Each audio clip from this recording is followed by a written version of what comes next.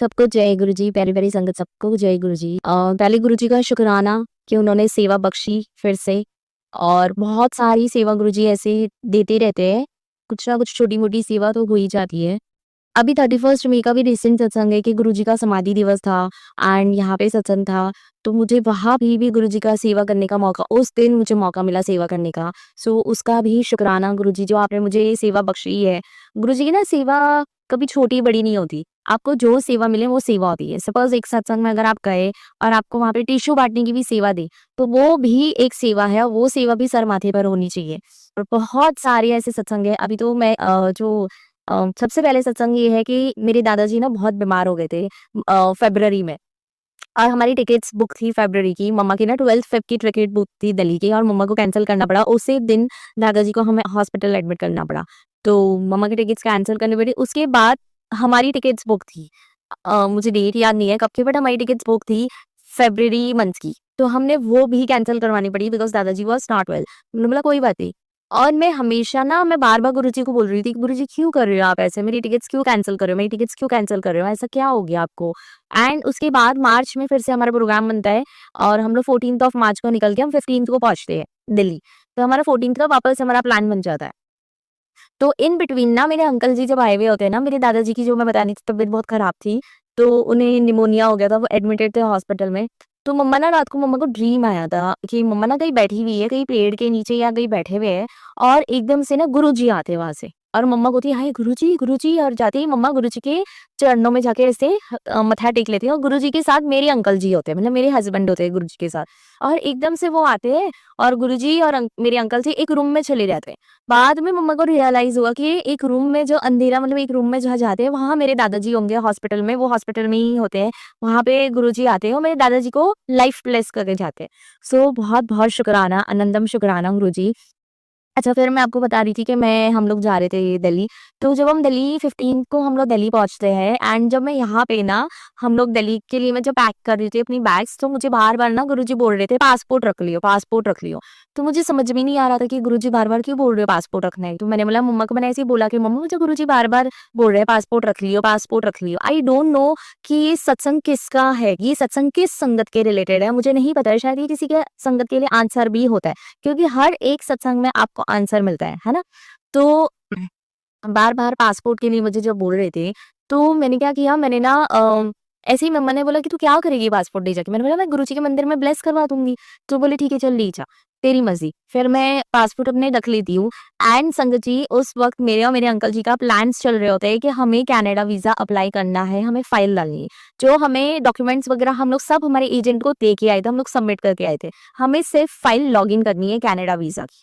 तो हम लोग क्या करते हैं पासपोर्ट लेके हम बड़े मंदिर जाते हैं उस दिन आई थिंक सो उस दिन मंडे होता है सुबह एंड हम सब जाते हैं मेरे मामा मेरी मामी उनके दोनों बच्चे मैं अंकल जी और नेताक्षी हम सब लोग जाते हैं एंड मेरे मामा के हाथ में मेरे पासपोर्ट्स होते हैं और मेरे मामा सेवादार को पासपोर्ट देते हैं वो 3 निकाल के वो सेवादार तीनों पासपोर्ट गुरुजी की गद्दी के आगे ऐसे रख के एंड ब्लेस करके वापस दे देते हैं। तो जब मैं वापस आती हूँ ना फ्रॉम दिल्ली हम लोग बड़े मंदिर से तो 26 को मैंने फाइल लॉगिन हो जाती है मेरी कनाडा वीज़ा की। तो 26 को मेरी फाइल लॉगिन एजेंट बोलते हैं कि हमने आपकी फाइल लॉगिन कर दी है। 28 को आपको बायोमेट्रिक है। 28 ऑफ मार्च को आपका बायोमेट्रिक है, आपको अहमदाबाद जाने का है। तो 28 को हम लोग अहमदाबाद जब जाते हैं तो यहाँ से Ahmedabad is 2 and a half hours. फिर वहाँ से हमको जाना था जहाँ पे हमारा हमने जो प्रोसेस किया था फाइल लॉगिन का जो हमारा बायोमेट्रिक का जो वीएफएस होता है, वीएफएस में हमको कनाडा वीएफएस में जाना था।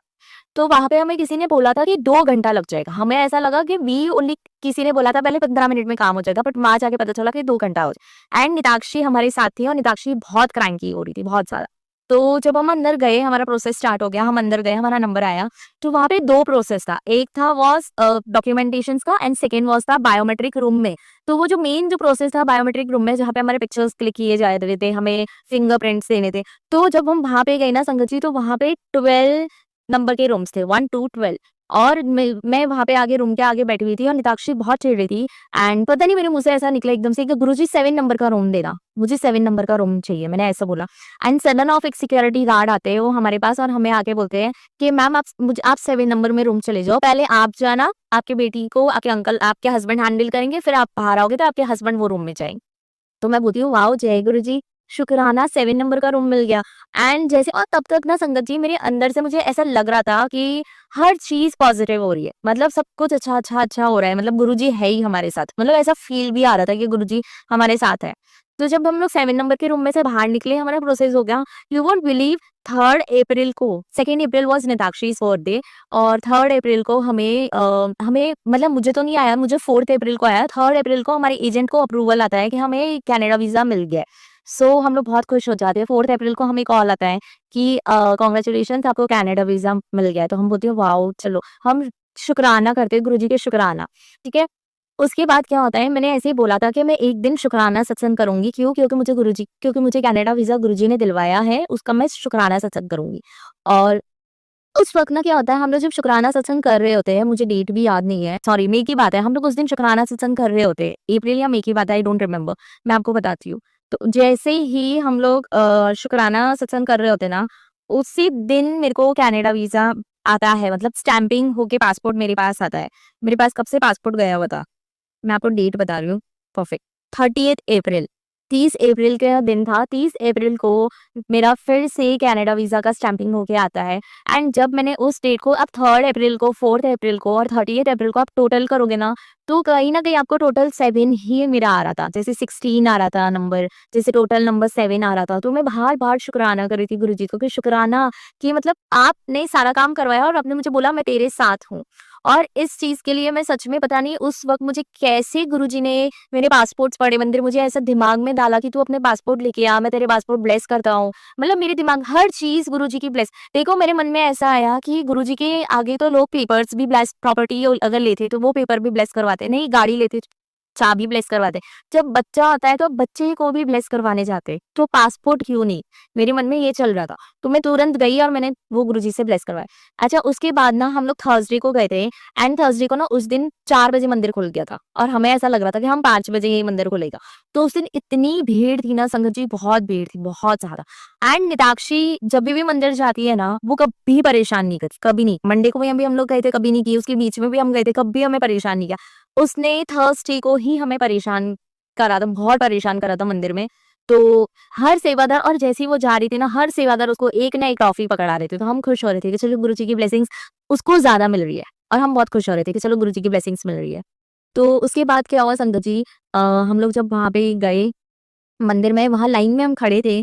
सडन ऑफ एक संगत आई वहाँ से आंटी, संगत आंटी और मेरे हाथ ऐसे ओपन किया और उस मेरे हाथ में ब्रेसलेट रखे, मेरी मुट्ठी बंद करके चले गए और मुझे बोला श्श, ऐसे करके और एकदम से चली गए।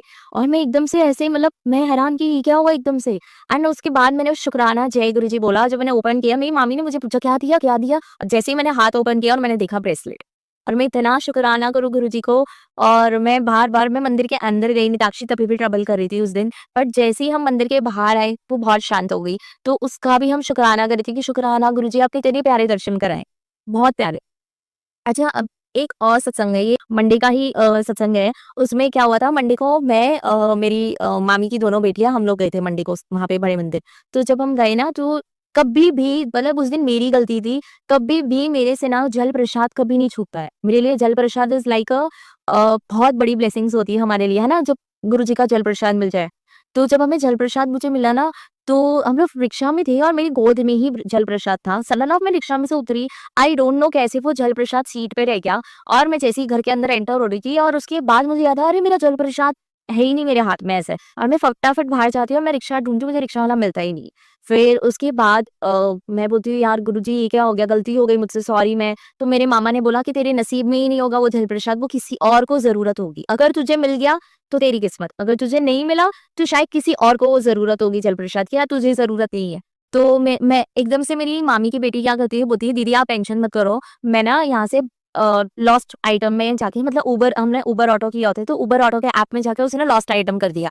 तो वहाँ से हमें ना रिक्शा वाले का कॉन्टैक्ट नंबर मिल जाता है, तो मैंने रिक्शा वाले को कॉल लगा के देते हैं। तो मैं उनसे बोलती हूँ कि भैया वहाँ पे कोई एक जल प्रसाद की पानी की बॉटल रहेगी? बोलते हैं हाँ मैम सीट पे ही है।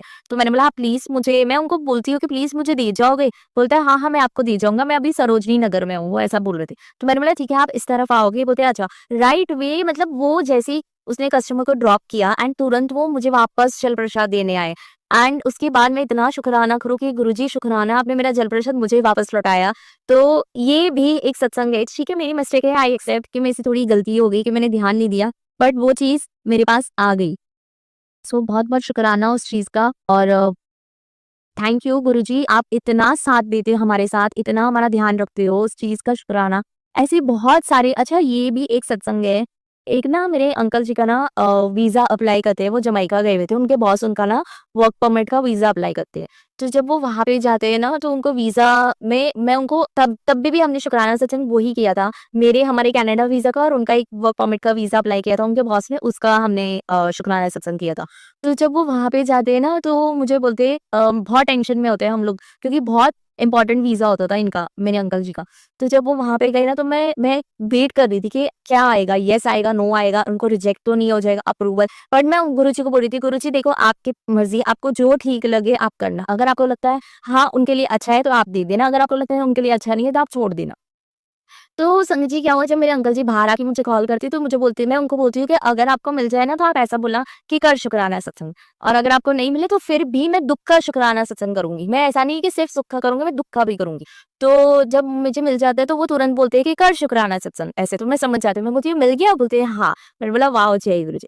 फिर संगत जी क्या होता है, वो वहाँ से ना उनकी वही जहाँ पे एम्बेसी है ना जमैका में, उसके पास ही उनके एक फ्रेंड का रेस्टोरेंट होता है, तो वो वहाँ जाते हैं उनको मिलने। तो बट वो रेस्टोरेंट पे नहीं होते, वो शॉप पे होते हैं उनके फ्रेंड। तो वो कॉल करके बोलते हैं कि मैं तेरे को लोकेशन और एड्रेस दे रहा हूँ, मैं दूसरी शॉप पे हूँ, तुम वहाँ पे आ जाओ। एंड मेरे हस्बैंड उस दिन मैं आपको ये सत्संग बहुत प्यारा है और मेरे उनके दिल के करीब है, क्योंकि जब वो शॉप में जाते हैं ना उनके, वो उनके जो फ्रेंड है he is not a follower of Guruji. उनको पता है that we are follower of Guruji. उनको ये पता है कि हाँ, ये मानते हैं गुरुजी को, ये मानती है, इसकी वाइफ बहुत मानती है गुरुजी और ये भी मानते हैं गुरुजी को। तो उस दिन क्या होता है कि वो जब जाते हैं ना शॉप में, तो वहाँ पे ना उनके वो बताते हैं कि मुझे ऐसे वीज़ा मिल गया, मैं इस काम से आया था। तो हमने कभी भी पहले किसी को काम बताया ही नहीं। हमारे जो भी काम हो गए ना, जब हो गए उसके बाद हमने सबको बताया, कि जैसे कनाडा वीज़ा का भी हमने किसी को भी नहीं बताया था कि हम प्रोसेस कर रहे हैं। हमने जब मिल गया ना, उसके बाद हमने धीरे-धीरे सबको बताना चालू किया कि हाँ, हमें मिल गया ऐसा। तो वहाँ पे जब वो गए ना, तो उन्होंने अपने फ्रेंड को बताया, तो उनके फ्रेंड बोलते हैं ये सब तेरा काम ना तेरे गुरुजी करवा रहे हैं। एकदम से मेरे अंकल ऐसे कि ये ऐसे कैसे मतलब बोल रहा है, ये तो कभी मानता नहीं। बोलता है आजा देखो गुरुजी के दर्शन कराऊँ, तू करेगा दर्शन? वो एकदम हैरान। बोलते हैं मेरे मंदिर में है तेरे गुरुजी, वो ऐसा बोलते, तो वो हैरान हो जाते हैं मेरे अंकल कि इनके मंदिर में। बोलते हैं मेरे जो मैनेजर आया है ना, उन्होंने नया मैनेजर रखा है इंडिया से। तो बोलते मेरा जो मैनेजर इंडिया से आया है ना, वो गुरुजी को मानता है। तो उसने क्या किया था, गुरुजी का पॉकेट स्वरूप था छोटा-सा, तो वो पॉकेट स्वरूप उन्होंने ऐसे ही बाहर रख दिए थे, मंदिर के बाहर, मंदिर के अंदर नहीं रखा था उनके मैनेजर ने। फिर वो उनके फ्रेंड ने, मेरे हस्बैंड के फ्रेंड ने बोला कि मंदिर में रखना, क्यों नहीं रख रहा है? उसमें क्या हुआ? तेरे गुरुजी हैं, मैं जानता हूँ इनको, हमारे एक फ्रेंड थे वो भी मानते थे इनको बहुत। तो उन्होंने उनके मंदिर में ही वो गुरुजी का पॉकेट स्वरूप रख दिया। और उन्होंने जब नितेश ने जाके उनके दर्शन किए और शुकराना उनको, तो नितेश ने जब मुझे बताया मेरे अंकल ने, तो मैंने बोला गुरुजी ने आपको दर्शन दिए हैं, आपको खुद गुरुजी दर्शन देने आए कि तू टेंशन ये रियलाइज़ करवाने आए कि हर पल मैं तेरे साथ हूँ। तू फ़िक्र मत कर। तू जहाँ जाएगा मैं तेरे साथ चलूँगा।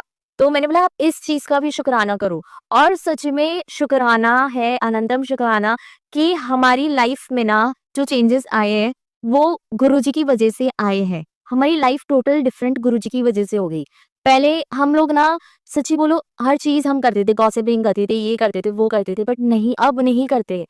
अच्छा, अब पता है कैसा होता है, कभी किसी संगत से बात कर रहे होते हैं ना, और जब तक वो हमें आंटी नहीं बोलते ना, हमें अच्छा नहीं लगता। और पहले जब हम गुरुजी से जुड़े नहीं थे, कोई हमें एक छोटा बच्चा आंटी भी बोल जाता था, तो हमें लगता था, "है, हम आंटी लगते हैं?" ऐसा होता था। लेकिन अब कोई हमें आंटी हूँ तब जब तक नहीं बोलते कि यहाँ पे भी बरो वहाँ पे मैं गई थी बड़े मंदिर में, तो जब मैं टैक्सी बुक किया था, वो भी एक संगत की थी। तो बहुत पहले से ही मुझे वो संगत का कॉन्टैक्ट नंबर था, तो मैंने इस बार उनको ही कॉन्टैक्ट किया कि अंकल आप ले जाओगे मुझे बड़े मंदिर? तो बोली ठीक है मैं ले जाऊँगा। तो जब तक अब वो आंटी बोलने लगे, पहले वो मैम बोलती थी, तो मैं बोलती थी आप मैम क्यों बोल रहे हो मुझे? अब तो गुरुजी की संगत हो, तो आप आंटी बोलो ना। तो वो बोलते हैं कि आपको मतलब आप पहले संगत हो जो ऐसा बोल रहे, नहीं तो सबको मैं मैम बोलूँ तो कोई प्रॉब्लम है? बोला नहीं, जो गुरुजी की संगत होती है आप उन्हें आंटी ही बोला करो, क्योंकि वो गुरुजी की संगत है। सो शुक्राना, अनंतम शुक्राना गुरुजी का इतना प्यारा-प्यारा सत्संग बख्शने के लिए, इतनी प्यारी सेवा बख्शने के लिए बहुत-बहुत शुक्राना। और बहुत सारे ऐसे प्यारे-प्यारे सत्संग मैं अब कोशिश ज़रूर करूँगी, मैं एवरी फ्राइडे आने का बहुत कोशिश करूँगी। और दूसरा संगत जी मुझे एक और चीज़ बोली थी कि कल अहमदाबाद में एक बहुत बड़ा प्लेन क्रैश हुआ है, वो आप सबको भी पता है। और जिन-जिन के फैमिली को लॉस हुआ है, उनकी उनकी जो आत्मा है उनको शांति मिले। और बस मैं कुछ नहीं कहना चाहती, बस मैं ये कहना चाहती हूँ कि कभी भी ना हम ये ना सोचे, हमारी लाइफ में ना हमेशा खुश रहना चाहिए। जितना आप खुश रहोगे ना, उतने आपके आजू-बाजू हर चीज़ खुश होगी, हर चीज़ पॉज़िटिव होगी। जितना हम लोग कुढ़ते रहेंगे, जितना हम दूसरों के बारे में भी सोचेंगे कि ये ऐसे बोल रहा है, वो वैसे बोल रहा है, वो इधर की बात उधर करेंगे ना, हमारी लाइफ हमेशा नेगेटिव रहेगी। सो हमेशा खुश रहो, क्योंकि देखो हमें नहीं पता है कब क्या हो जाएगा, किसी को भी नहीं पता है। बट आप जितना खुश रहोगे ना, हर चीज़ अच्छी रहेगी, हर चीज़ खुशी से होगी। और कोशिश करो कि सामने वाले को आप खुश, वो भी एक कला होती है, वो भी एक टैलेंट होता है, जो आप सामने वाले को खुश कर सको। एंड वो बहुत अच्छी कला होती है, वो टैलेंट बहुत अच्छा होता है, वो हर किसी के बस की बात नहीं होती। बट कोशिश करो कि सबके साथ आप हँस के, मिल के खुश रहो। आप जितने खुश रहोगे ना, आपके कर्म उतने अच्छे रहेंगे। जल्दी-जल्दी आपके कर्म कटेंगे। जैसे गुरुजी बोलते हैं ना, मैं 90% कर्म मैं काटा हूँ, 10% तुम्हें काटना है। तो जो 10% कर्म है ना, वो जल्दी कटेंगे और अच्छे से कटेंगे। जितनी प्लानिंग प्लॉटिंग्स करेंगे ना, उतने हमें और टाइम लगेगा कर्म कटवाने में, बहुत टाइम लगे। सो हमेशा खुश रहो, हैप्पी रहो। एंड सॉरी अगर मेरे से इस सत्संग में कोई भी भूल हो तो मुझे माफ़ करना। सॉरी अपनी संगत समझ के माफ़ करना। जय गुरु जी सबको।